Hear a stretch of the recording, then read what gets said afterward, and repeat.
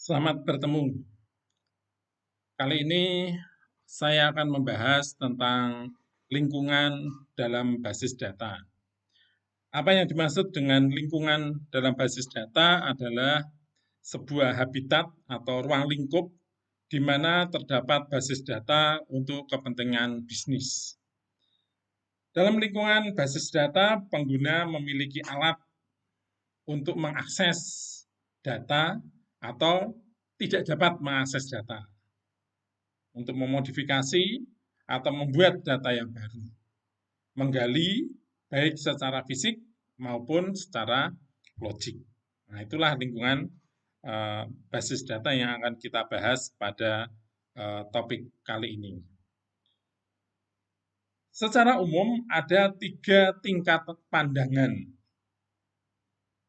pengguna basis data, atau disebut juga sering disebut dengan arsitektur basis data. Ada 3 lapisan arsitektur kalau kita bicara menggunakan bahasa arsitektur, tapi bisa juga menggunakan istilah pandangan. Ada 3 pandangan tentang basis data.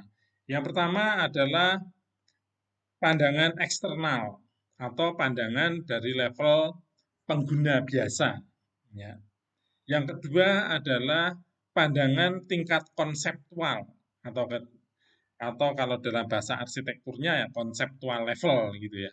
Dan yang ketiga adalah pandangan tingkat internal atau dalam bahasa arsitekturnya internal level. Ya. Kita lihat ke external view dulu atau external level. External level adalah pandangan basis data dari cara pandang pengguna biasa, ya, pengguna biasa, pengguna umum. Jadi umum hanya akan melihat database itu ya seperti data yang tertampilkan di dalam layarnya. Bagaimana bentuk data itu sebenarnya, bagaimanakah sumber datanya, bagaimanakah hubungan antara satu data dengan data yang lain, dia tidak akan tahu. Nah, jadi ini adalah pandangan secara umum dari sisi pengguna. Ini disebut dengan pandangan tingkat eksternal atau external view atau ada yang mengatakan sebagai external level. Yang kedua adalah tingkat pandangan yang disebut dengan conceptual view. Nah, di dalam conceptual view ini, maka ini adalah cara pandang dari seorang pengembang, ya, kelompok pengembang. Di sini atau di dalam cara pandang ini, para pengembang tahu bagaimanakah struktur dari basis data tersebut. Terdiri dari entitas apa saja, nanti entitas saya akan jelaskan sendiri ya. Terdiri, terus bagaimanakah tipe dari setiap data, hubungan antar satu data dengan data yang lain, atau hubungan antar entitas dengan entitas yang lain, lalu bagaimanakah batasan operasi untuk setiap eh, penggunanya, ya toh. Lalu constraint, ya batasan untuk setiap kategori yang bisa dilakukan atau yang tidak bisa atau tidak boleh dilakukan oleh pengguna. Nah, ruang lingkup seperti ini adalah ruang lingkup yang dimiliki oleh pengembang basis data. Dan ini adalah cara pandang level konseptual ya atau konseptual view atau konseptual level. Nah, lapisan yang ketiga itu adalah lapisan internal yang menerangkan tentang bagaimanakah data ini disimpan secara fisik pada sebuah sistem komputer atau organisasi file yang digunakan di dalam menyimpan atau nanti mengakses basis data. Ya, jadi apakah seorang conceptual view perancang basis data tahu seperti ini? Ya, terkadang tahu juga ya. Tetapi akan lebih baik, lebih aman. Ya, ini kalau kita bicara tentang keamanan, maka level ini adalah kelompok orang tersendiri. Ya, kelompok orang tersendiri. Jadi kalau kita membayangkan dalam sebuah sistem basis data itu ada eh, struktur organisasi, maka ini ada 3 struktur ya. Yang pertama adalah pengguna biasa, yang kedua adalah konseptual, ya, yang merupakan pengembang, dan yang ketiga adalah si pemilik basis data itu. Nah, pemilik inilah yang nanti akan paling tahu di manakah data ini sebenarnya disimpan. Ya, terus bagaimanakah pengorganisasian file yang digunakan? Ya, hal ini tidak diketahui sebenarnya di level konseptual. Tetapi memang hal ini kurang kurang terlalu diterapkan di dalam organisasi, banyak yang menyederhanakan permasalahan ini sehingga ya terlihat hanya ada dua saja, yaitu pengguna biasa dan pengembang, begitu saja. Tapi yang lebih baik adalah sebenarnya tiga. Ini idealnya memang tiga lapisan ini. Itu adalah cara pandang. Nah, kita akan kuliah dalam basis data ini memang lebih banyak kepada level yang kedua, yaitu konseptual view-nya. Sedangkan yang internalnya sebenarnya secara singkat bisa saja nanti kita jelaskan. Ya, tetapi level 2-nya ini yang sebenarnya lebih kompleks permasalahannya. Karena ini menyangkut bagaimanakah pengembangan sebuah basis data, bagaimanakah membuat modelnya, bagaimanakah membuat relasinya, itu ada di dalam tingkat konseptual ini. Uh, ini adalah contoh bagaimanakah data dari berbagai macam level itu. Ya, jadi kalau seorang pengguna biasa, ya, external view, itu mungkin cara pandang satu user dengan user yang lain bisa saja berbeda untuk memandang database yang sama kelihatannya ya. Sebenarnya beda. Misalkan seorang pengguna dia akan melihat strukturnya ada 5 kolom ya toh. Ada nomor, ada name, ada in-name, ada age, ada salary. Sedangkan pengguna yang lain melihatnya sebagai 3 kolom yaitu staff number, name dan branch number ya toh. Jadi ini berbeda untuk level. Nah, kok bisa berbeda? Ya, dia tidak tahu karena user pasti hanya akan diberikan eh, data sesuai dengan kebutuhannya. Ya, jadi dia tidak akan pasti tidak akan juga mengkomparasi antara pengguna satu dengan pengguna yang lain.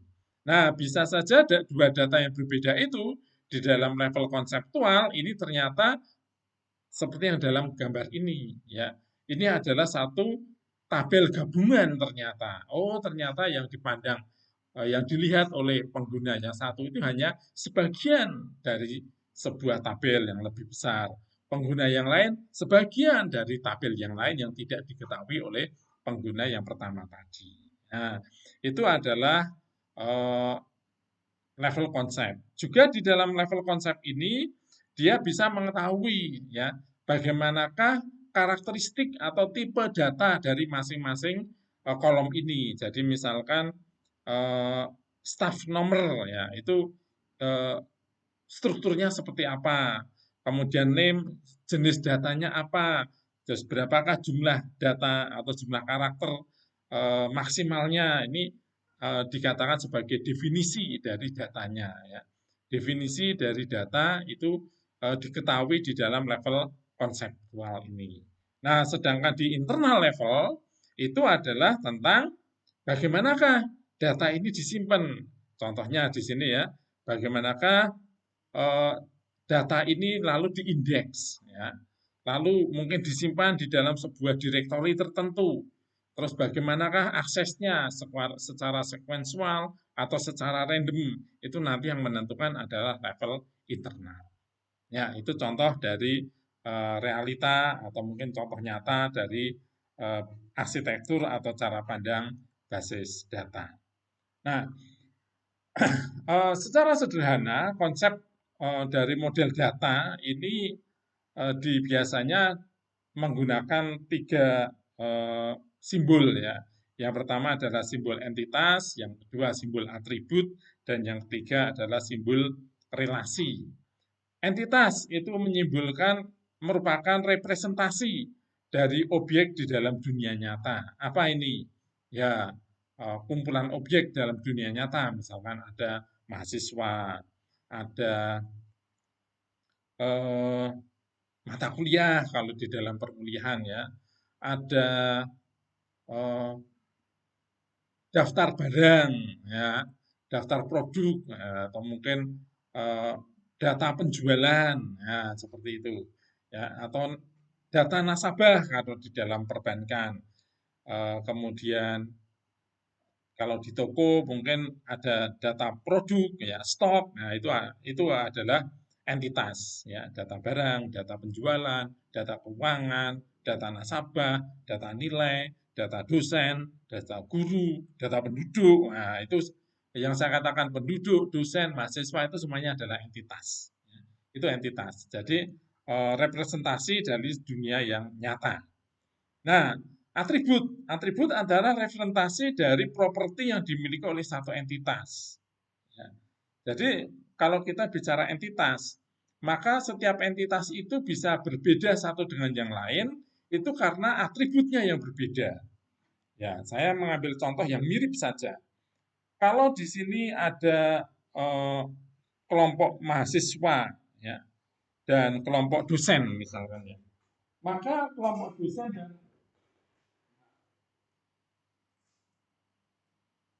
kelompok dosen dan mahasiswa ini sebenarnya kalau dilihat dari manusianya sama, ya toh. Dosen dan mahasiswa itu sama. Mungkin saja nanti ada dosen yang juga jadi mahasiswa di tempat yang lain. Nah, kalau kita bicara dalam satu lingkungan, misalkan, apa yang membedakan dosen dengan mahasiswa? Karena sama-sama manusia. Nah, mungkin kita bisa lihat bahwa seorang dosen pasti ada nomor induk dosen, ya tak? Nomor induk dosen. Nah, kalau mahasiswa, nomor induk mahasiswa, ya tak? Seorang mahasiswa pasti seseorang dikatakan atau bisa masuk di dalam kelompok atau entitas mahasiswa apabila orang tersebut mempunyai nomor induk mahasiswa. Seseorang bisa masuk di dalam entitas dosen apabila seseorang ini memiliki nomor induk dosen. Cukup jelas ya. Ya, jadi atribut itu yang nanti membedakan ya. Misalkan kalau barang. Nah, barang itu ada atributnya apa saja. Nah, ini tentunya berbeda untuk setiap organisasi, berbeda untuk setiap kepentingan. Ya, misalkan kalau kita bicara dalam ruang lingkup toko, ya, ruang lingkup toko, maka kalau data barang itu pasti ada nama barangnya, ya kan? Ada harga barangnya, ada stoknya, mungkin seperti itu, ya toh. Ah, kemudian eh, kalau misalkan ditambah lagi barangkali ada tadi ada harga ya, harga jual mungkin didefinisikan berbeda dengan harga beli. Nah, dengan adanya atribut harga jual, harga beli, nanti kita bisa mengetahui bagaimanakah keuntungan atau bisa menghitung laba ya. Karena ada selisih antara harga jual dengan harga belinya. Nah, itu atribut ya. Nah, kalau untuk kepentingan gudang misalkan, apakah data barang perlu harga? Mungkin tidak perlu. Yang perlu hanyalah stok saja. Ya, atau mungkin ditambah supaya lebih lebih informatif gitu, ada stok awal, ada stok akhir, misalkan begitu ya. Ada stok awal, ada stok akhir, ada stok saat ini, misalkan begitu. Harganya tidak perlu, harga jual, harga beli untuk sebuah gudang tidak perlu. Mungkin malah perlu lagi adalah rak tempat penyimpanan. Nah, itu. Jadi sebuah sebuah atributnya, maaf, meskipun itu entitas yang sama, tetapi untuk lingkungan yang berbeda, bisa saja atributnya menjadi berbeda. Ya.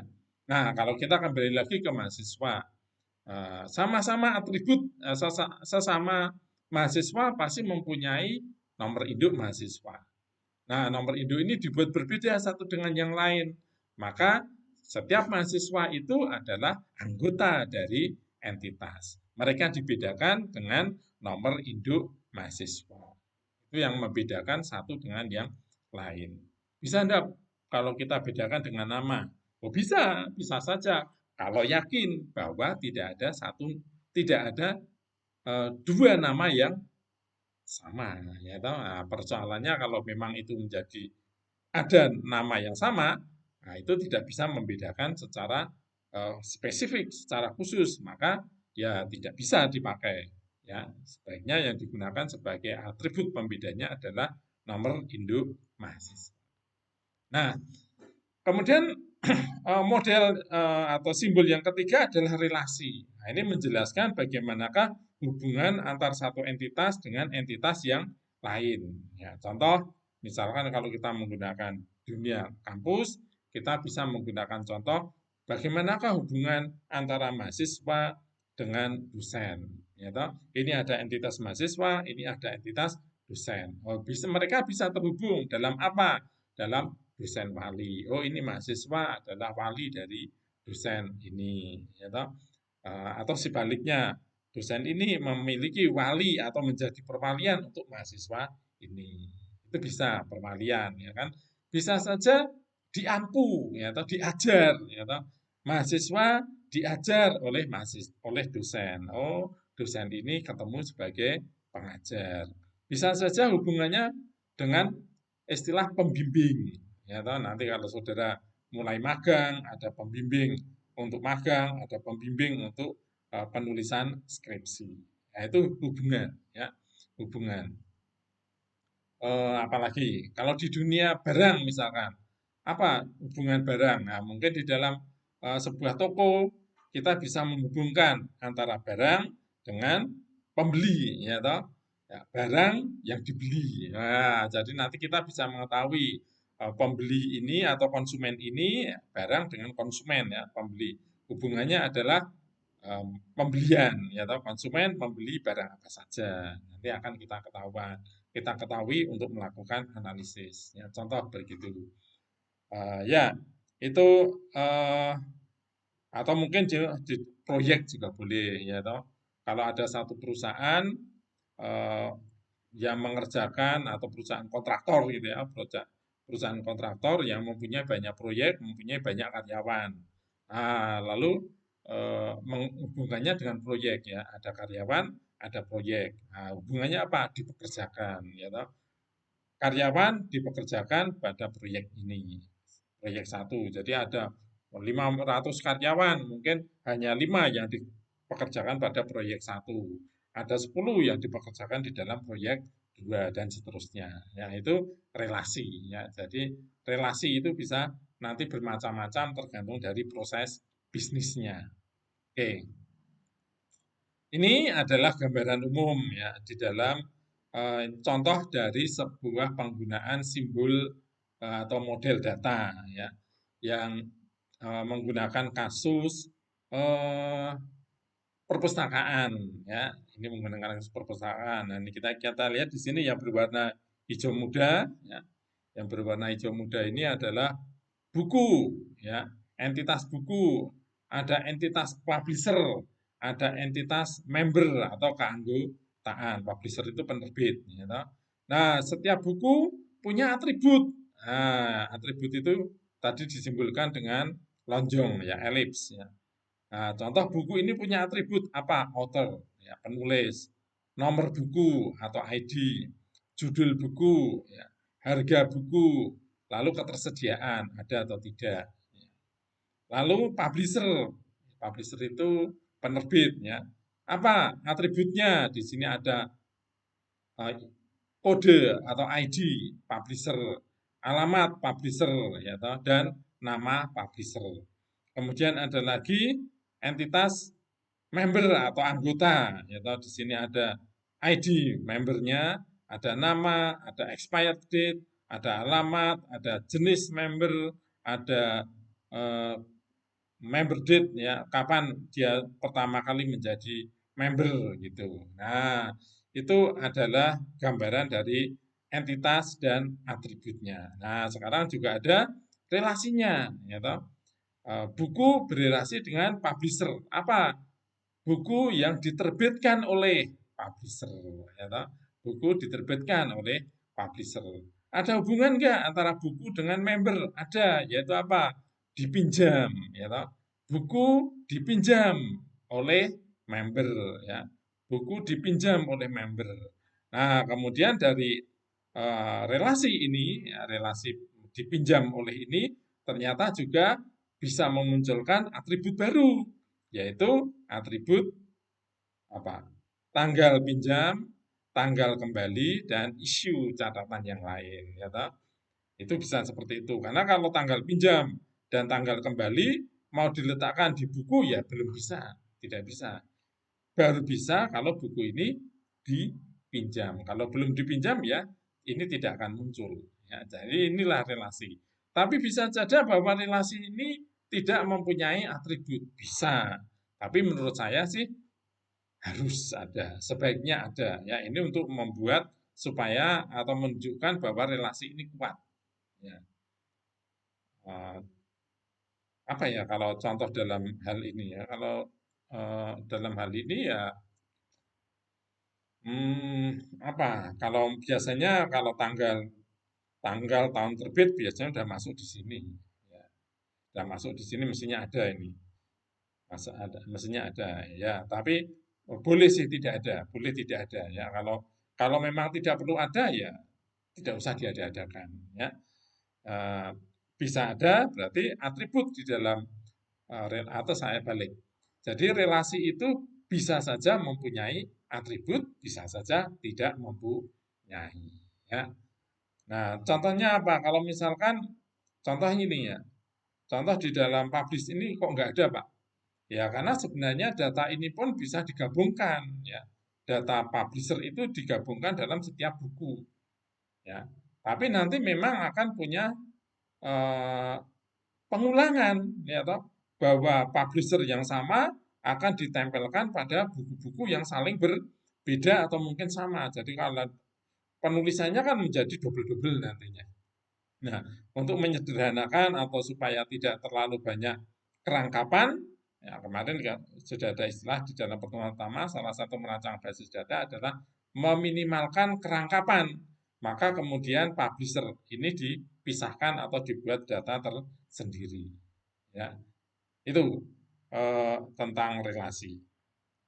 Nah, salah satu fungsi dari eh, pembuatan basis data adalah untuk mendapatkan independensi data atau kemerdekaan data. Apakah yang dimaksud dengan kemerdekaan data ini? Kemerdekaan data adalah satu pengubahan skema dalam satu level tertentu, tapi tidak akan mengubah di level yang lebih tinggi. Ya. Adanya satu perubahan di dalam level tertentu, tetapi tidak berdampak kepada level yang lainnya. Itu namanya independen ya, atau merdeka. Nah,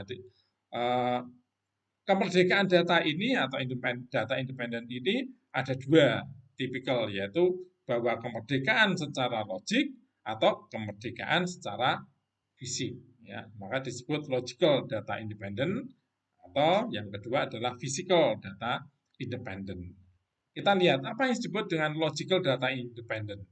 Logical data independent adalah kemampuan untuk tidak mengubah eksternal skema, ingat tadi eksternal skema ya, atau program aplikasi, padahal konseptual datanya berubah. Ya. Relasinya kita ubah, jenis datanya mungkin kita ubah, namanya kita ubah, tetapi kita tidak perlu mengubah program, ya toh? Tidak perlu mengubah programnya. Kita melakukan perubahan datanya, tapi programnya tidak akan berpengaruh. Artinya program yang menggunakan atau yang mengakses data tersebut tetap saja bisa dijalankan dengan baik. Ya. Contohnya ini adalah menambah atribut dalam sebuah relasi atau entitas. Menambah atribut atau relasi dalam satu entitas ini tidak akan mempengaruhi program aplikasinya. Ya.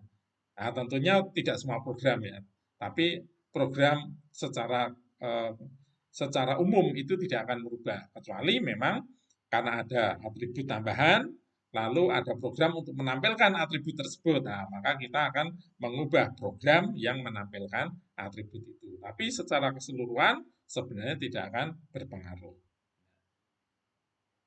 Yang kedua tadi adalah physical data independent, yaitu pengubahan di internal skema, tapi tidak mengubah konseptualnya. Ya, Contoh penyimpanan data, ya. Jadi kalau kita mengubah penyimpanan datanya, semula gampangnya ya, kita letakkan di direktori D, sekarang kita ubah menjadi ke direktori E. Nah, pengubahan atau pengubahan letak data ini, letak data tidak akan mempengaruhi skemanya, tidak akan. Ya. Ini physical data independent. Ya, mungkin cukup jelas ya. Kalau tadi logical data independent mengubah skema tetapi tidak mengubah programnya, dan yang kedua mengubah skema tapi tidak akan mengubah internal tapi tidak mengubah skemanya. Nah, kalau sebelum kita ada konsep database, ya dulu menggunakan istilah file base, ya berbasis file, bukan berbasis data. Kalau dulu pemrograman masih menggunakan berbasis file, maka data dan program itu menyatu. Maka perubahan program akan membuat perubahan data, demikian pula perubahan data akan merubah perubahan program. Bagaimana dengan penyimpanan? Berhubungan pula dengan penyimpanan, sehingga kalau kita ingin memindah data, maka programnya ya harus kita ubah juga. Nah, kalau saat ini sudah terjadi pemisahan program dengan data itu menjadi saling independen. Ya. Kita mengubah program tanpa mempengaruhi data, kita mengubah data, programnya pun bisa tidak terpengaruh. Kita mau mengubah penyimpanan data, skemanya tidak berubah, itu juga bisa. Ya. Oke, itu tentang independensi data. Nah, kembali lagi, kita masuk ke sini, bahwa mengapa ada pembedaan ini. Ya. Mengapa ada pembedaan ini? Yang pertama adalah supaya perancang basis data atau yang dikenal dengan database administrator, ya, DBA, dapat mengubah isi, lokasi, ya, perwujudan dalam organisasi basis data tanpa mengganggu program-program aplikasi yang lain.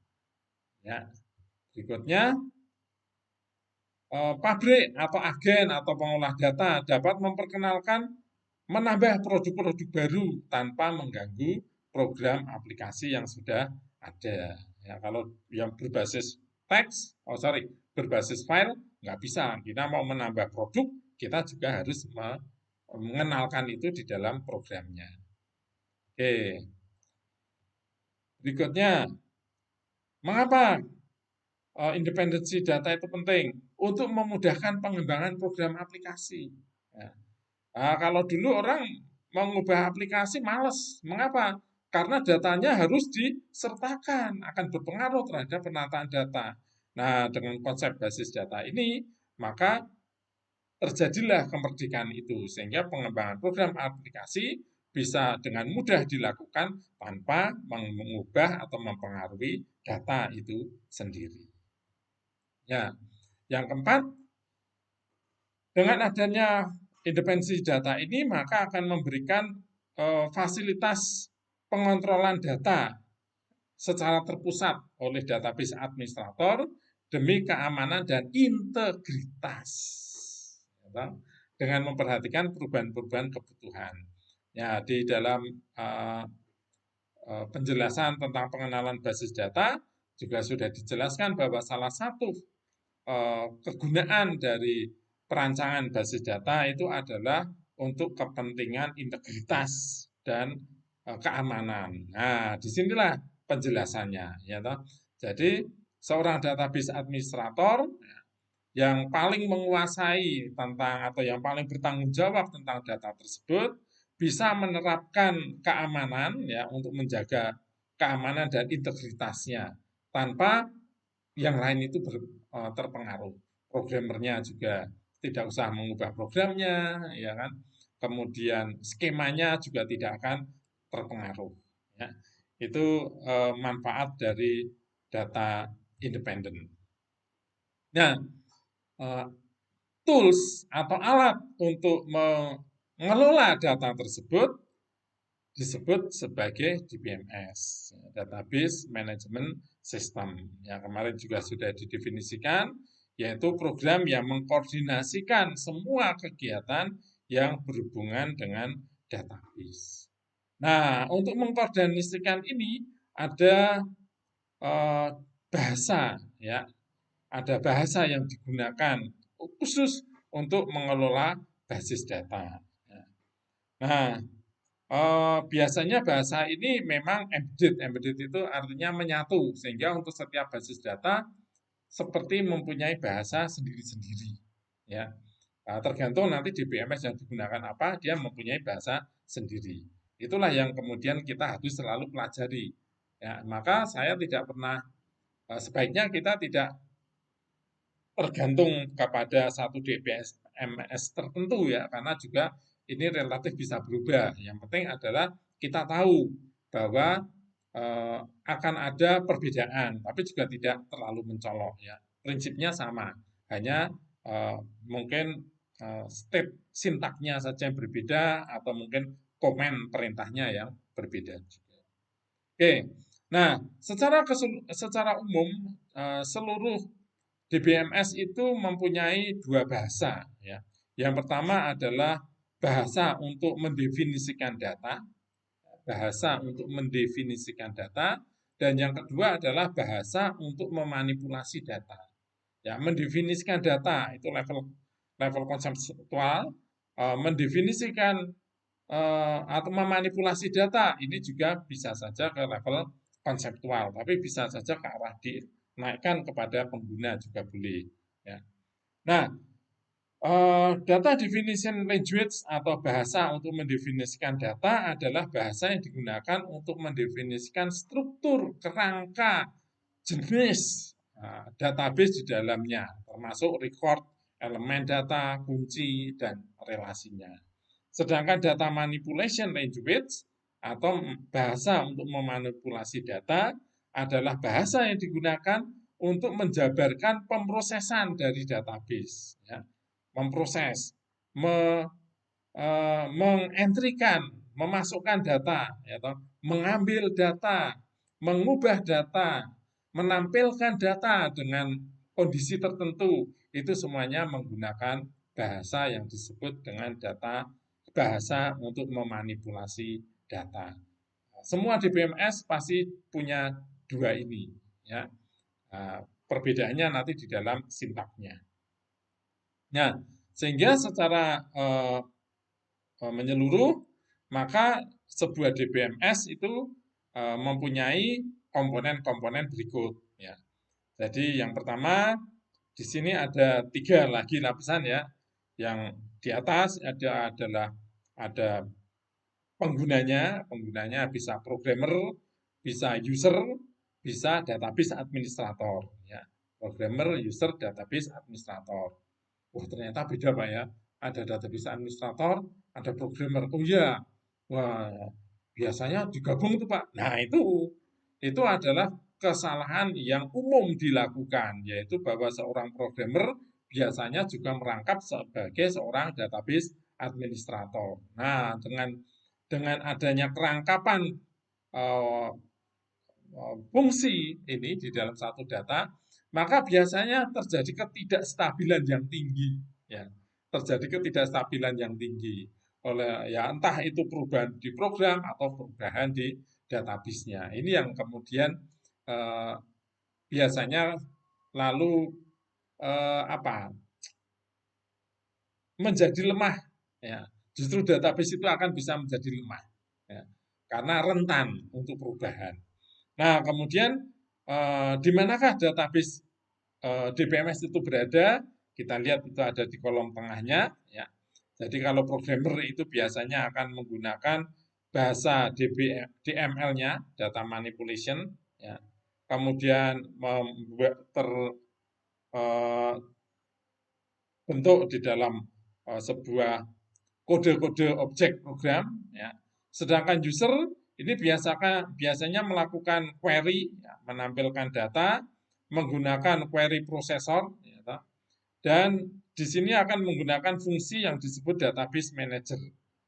Nah, lalu seorang database administrator ini adalah orang yang mendefinisikan data secara fisik, ya, menggunakan DDL, data uh, definition language. Ya. Jadi siapakah yang mendefinisikan jenis data? Mestinya adalah DBA. Ya. Nah, di sini kemudian hasil dari DDA ini adalah sebuah kamus data. Kamus tentang data, maaf, kamus tentang data. Atau yang disebut dengan metadata atau data tentang data. Nah, kegiatan-kegiatan ini dikoordinir oleh database manager. Ya, database manager ini bukan manusia, tapi adalah sebuah bagian dari DBMS yang mengelola program dari programmer, ya, kemudian jenis data yang dibuat oleh DBA, dan query yang dimasukkan oleh user. Nah, database manager inilah yang kemudian nanti akan mengakses file manager.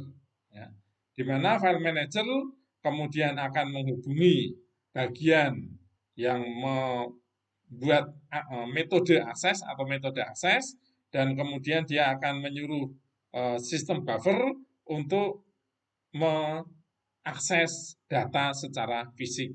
Jadi ini yang di bawah adalah data secara fisik, ada di sini, dan katalognya, sistemnya, kemudian akan diberikan ke sistem buffer, kemudian akan diberikan kepada akses metodenya, ya, metode untuk aksesnya, metode akses akan diberikan file manager kemudian diberikan kepada database manager. Nah, seorang database administrator karena dia fungsinya adalah untuk mendefinisikan data termasuk mengetahui atau memberikan lokasi di mana data secara fisik itu berada, maka dictionary manager hasil dari DDL compiler ini juga akan diberitahukan kepada file manager. Mengapa? Karena nanti file manager ini ya akan memberikan informasinya ke database manager, dan dictionary manager akan diperlukan saat oleh programmer saat membuat kode atau pemrograman. Ini adalah bagian-bagian secara struktur dari komponen basis data.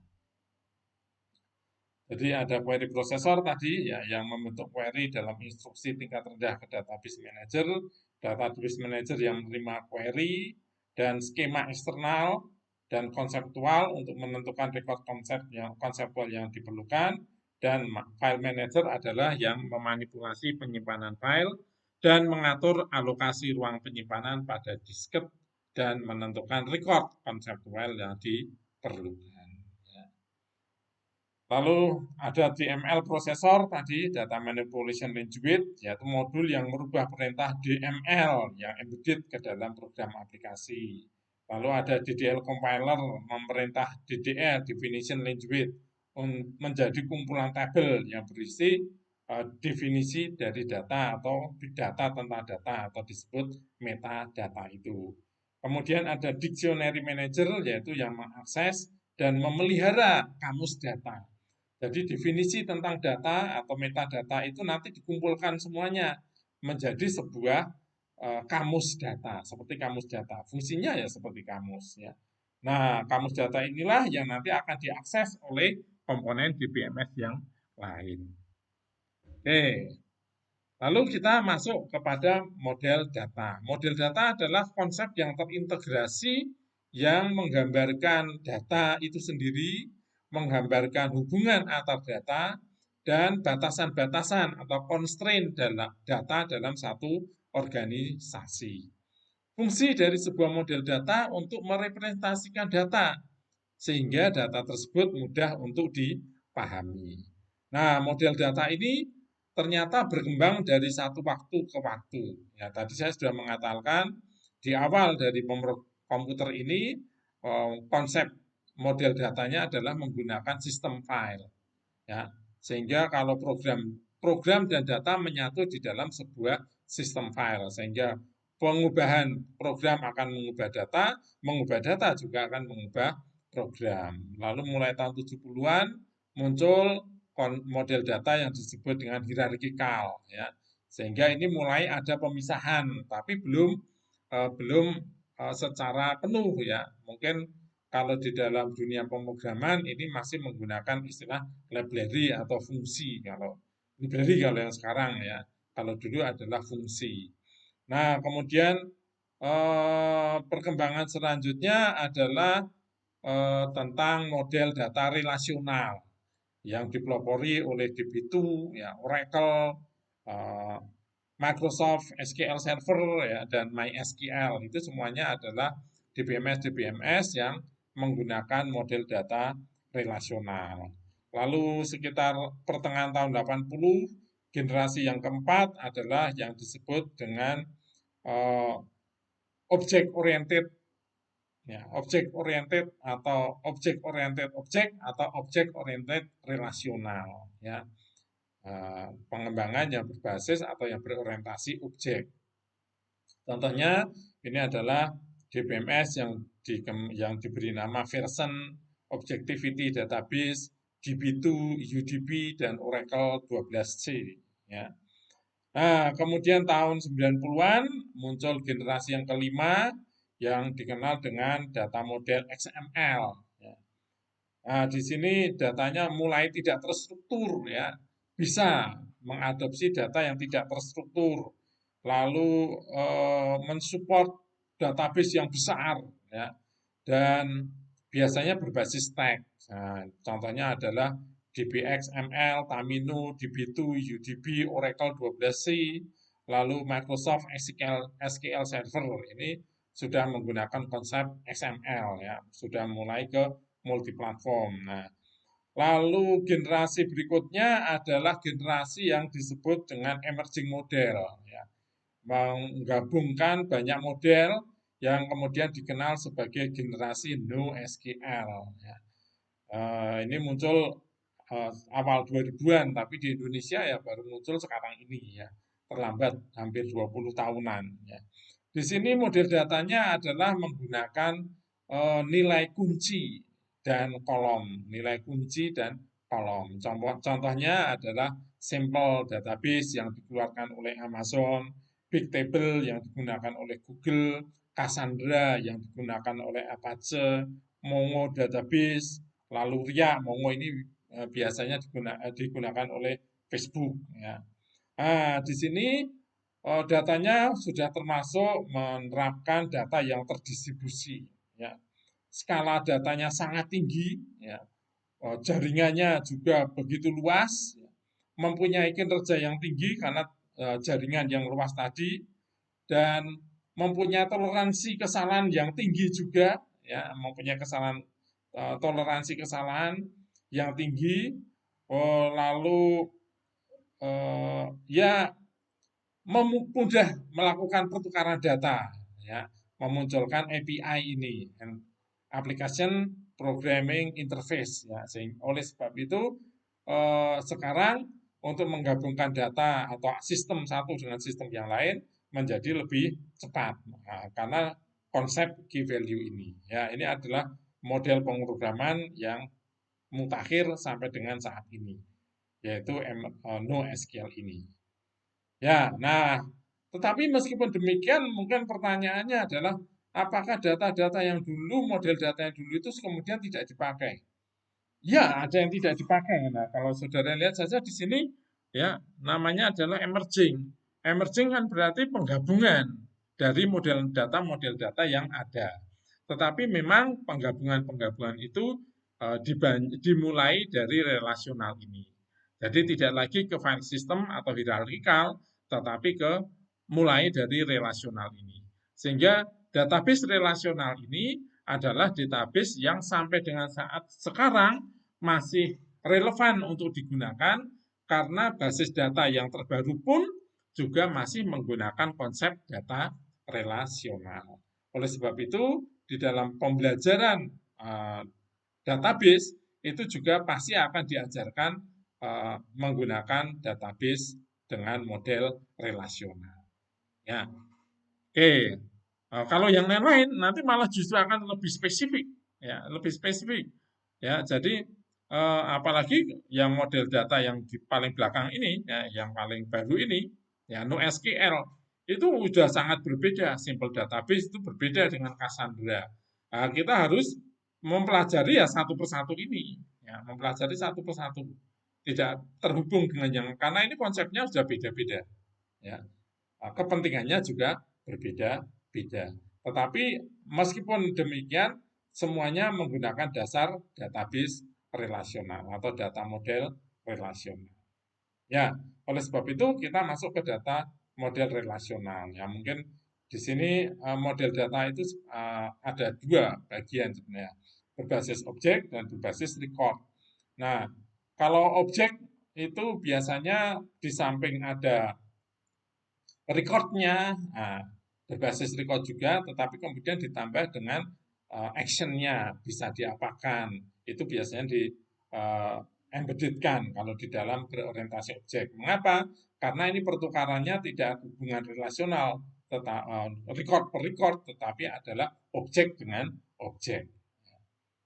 Lalu kalau berbasis record ya ada hierarki, ada jaringan, dan relasional. Nah, ini yang juga layak kita untuk pelajari. Database yang berbasis objek, ya, ini menggunakan konsep juga entitas, atribut, dan hubungan entitas. Ya, maka di sini ada beberapa model database berbasis objek seperti entity relationship, semantik, fungsional, dan object oriented.